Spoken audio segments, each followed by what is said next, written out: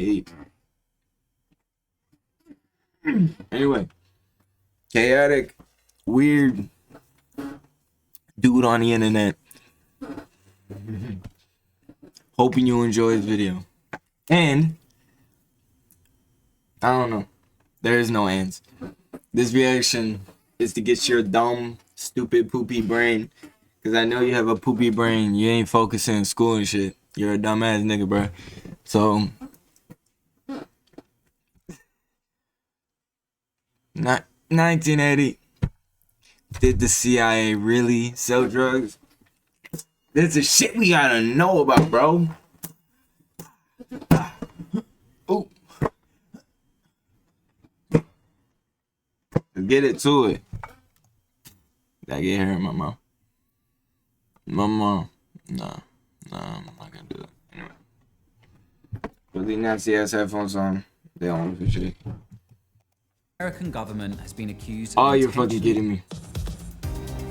They're not working. I can't hear shit. Tell you, Director Deutsch, as Nigga, a former Los Angeles stop doing this to me. Are you? Country for a long time. Alright, let's do this. Anyway, CIA actually sell drugs. Let's find out. Did they just die on me, bro? Nah, they didn't. I will tell you, Director Deutsch, as a former Los Angeles police narcotics detective, that the agency has dealt drugs throughout this country for a long time. For decades, the American government has been accused of intentionally flooding the streets with hard drugs. The CIA and law enforcement has supposedly been... Which is so true if you ever watch Boys in the Hood. They just described that shit like, how do the drugs even get there in the first place? We never had access to that.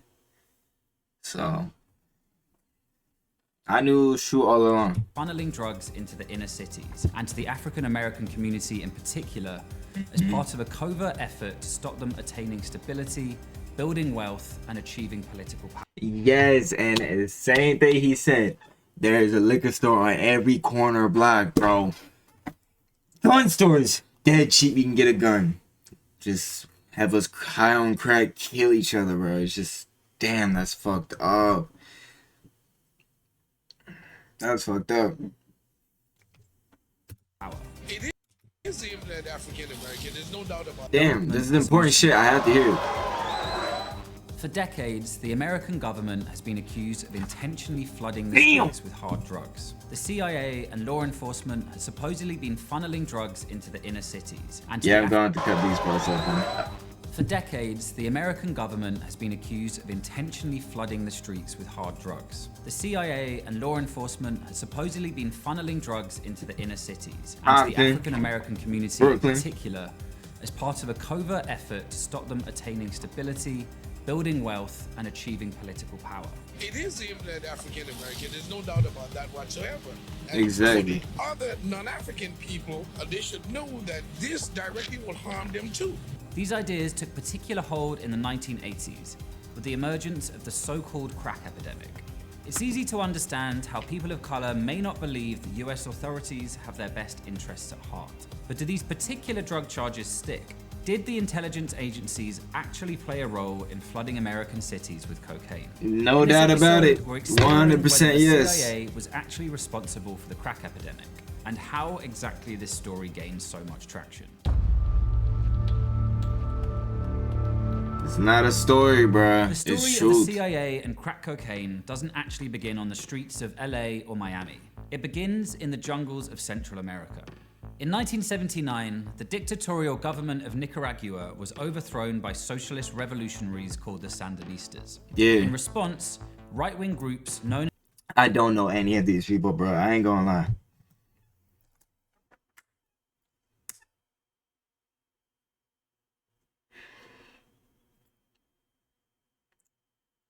Ooh. Should I be honest about that right now? I don't think I should.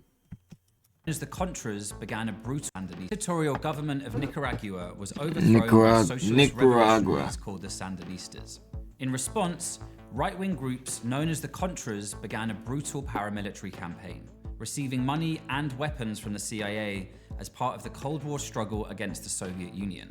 If we cut off the freedom fighters, we will be giving the Soviets a free hand in Central America.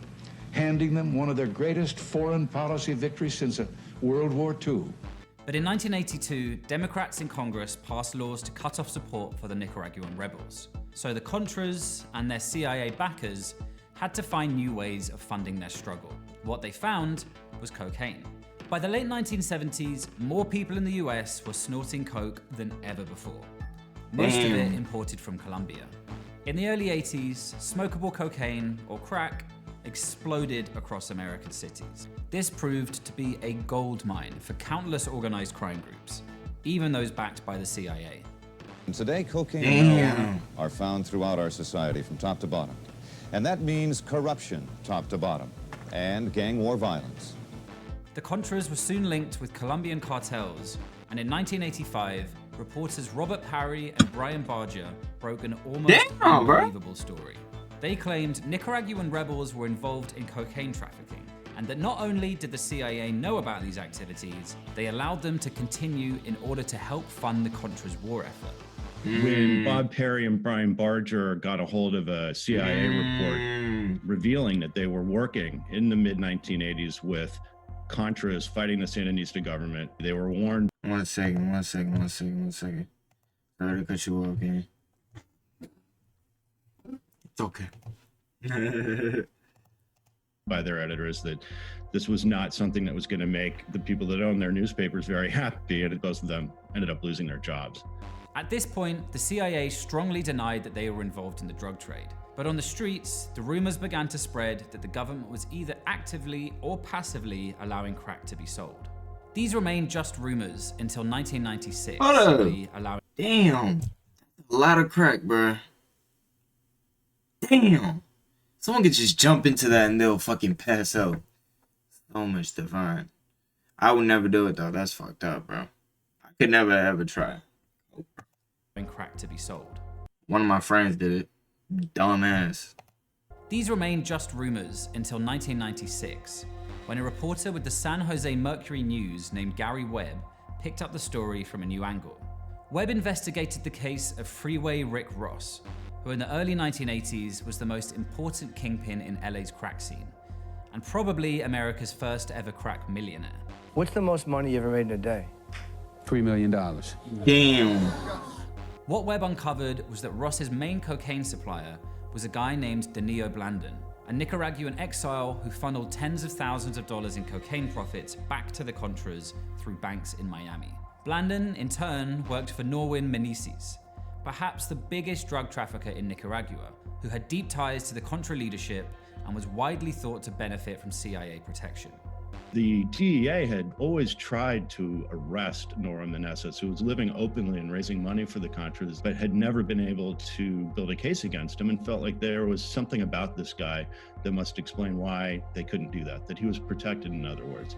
And when Gary Webb's story came along, he not only showed where the connection was between Meneses and Blandon and Freeway Ricky Ross, but he also went into all this history and unveiled how there was a very large, well-documented crack distribution ring that had operated for years, with the CIA turning a blind eye.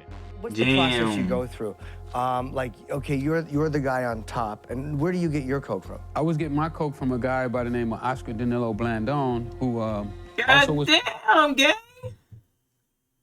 Releasing all the man's info, government name and all, bro. My informant. He's a guy that set me up with the police. When I went to trial, we found out that he was what they call a Contra. The Contras was backed by the CIA, and it sparked this big investigation by this reporter called Gary Webb. In August of 1996, the Mercury News published Webb's reports in a three-part series titled Dark Alliance. The story grabbed attention across the US, particularly amongst the African-American community, which had been targeted by law enforcement following the rise of crack. Tell America what the story is about. It was about a cocaine ring that operated along the west coast of the United States throughout most of the 80s. And some of the money they were making was going to support an army that the men who ran the cocaine ring worked for, called the FDN. This was an army that the CIA started in 1981 and supported. Better known to us, most of us who remember news, the Contras. Nowhere in Dark Alliance did Webb explicitly assert that the CIA was responsible for the crack epidemic, let alone that they intentionally sold the drug. But that was the narrative that got picked up in the popular imagination, probably not helped by the Mercury News illustrating the feature with an image of a guy smoking a crack pipe superimposed on the CIA logo. But the story took off not just due to his explosive claims, but also because of another new and highly addictive force that had begun to reshape American society. What was the it? internet. Dark Alliance was the first major piece of investigative journalism to be published simultaneously in print and online. The story went viral, getting picked up by everyone from street protesters to talk radio hosts and eventually politicians looking to attack the Reagan and Bush administrations. California Congresswoman Maxine Waters became a particular champion of the piece. As a public elected officials, all of us must be concerned that our government could have anyway been involved in drug trafficking. The reaction to the story was so intense that the CIA director took the unprecedented step of defending the agency at a heated LA community meeting. It is an appalling charge that goes to the heart of this country. I will get to the bottom of it, and I will let you know the results of what I found. How are we supposed to trust the CIA official to investigate themselves? What was equally shocking, though, yeah, that's true. God damn. It's always these women that have these fucking smart ass fucking things to say, gang. Hold up. And I will let you know the results of what I found. How are we? Nigga, how is the investigation group of America meant to investigate themselves? They have all the info. It's easy to hide. Damn, she's smart. Supposed to trust the CIA official to investigate themselves. What was equally shocking, though, was the reaction of America's mainstream media. Webb and the San Jose Mercury News often maintained that Dark Alliance was intended as the beginning of the investigation. Official to investigate themselves. What was equally shocking, though, was the reaction of America's mainstream media. Webb and the San Jose Mercury News often maintained that Dark Alliance was intended as the beginning of an investigation that larger newspapers with more resources could then continue. But what actually happened was that instead of investigating the CIA, major papers like the LA Times, Washington Post, and New York Times all attacked Webb himself. Webb was eventually hounded from his job and found himself unable to work as a journalist. He died by suicide in 2004. All three major newspapers were completely caught off guard by this story, so they fully attacked Gary Webb with a vengeance, unlike anything that had ever been seen before, and completely attempted to not only discredit his story and frame it as a conspiracy theory, but pretty much ruin his entire reputation. That is fucked up, bro. Failure. Rest in peace, That's one of the most shameful examples of how the mainstream press can operate in destroying a fellow journalist for getting at an important story. And Webb suffered mightily for this. But as people got more and more lost in the minutiae of attacking or defending Webb's journalism, the focus on the CIA's involvement in the drug trade began to get lost. A fact that internal CIA documents held up as a good example of managing a public relations nightmare. But in 1998, the CIA's own Inspector General released a report essentially admitting that many elements of the Dark Alliance story were true, that the agency had known that people linked with the Contras were importing cocaine, had done nothing to stop them, and had even protected them from investigation. So you had the CIA finally coming to the table and admitting that what we reported in the 80s and what Webb reported in the 90s was in fact true. Mr. Meneses was actually indicted in 1984. He was known within, my own sources in DEA told me he was known as El Rey de la Droga, the king of drugs. He was in more than 40 files and indicted mysteriously, and people within DEA say that it was CIA intervention that kept this sealed indictment from ever being opened. In one case detailed in the report, when traffickers linked to the Nicaraguan king of drugs, Norwin Meneses, were busted in San Francisco in 1983, the CIA even requested that tens of thousands of dollars which had been seized be returned to the drug traffickers.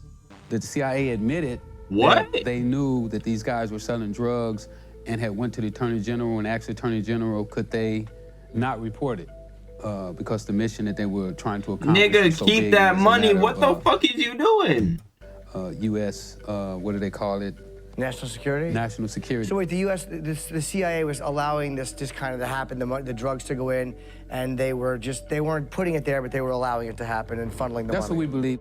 This is a complex story, but let's try to answer the big questions. Did the CIA actually sell crack? On the evidence we've got, no. There were no agents with sunglasses and earpieces slinging rocks on the streets of Compton. Did the CIA work with There and definitely protect was. major drug traffickers? I believe that. Yes, absolutely. They've been forced to admit that publicly. The real tragedy here is that as far as we know, no one from the CIA or the mainstream media even lost their jobs over this. The only people who suffered for it were the journalists who exposed the story and the millions of people targeted by the unjust and racist laws that were passed in response to the 1980s crack crisis. We'd like to congratulate drugs for winning the war on drugs. Damn.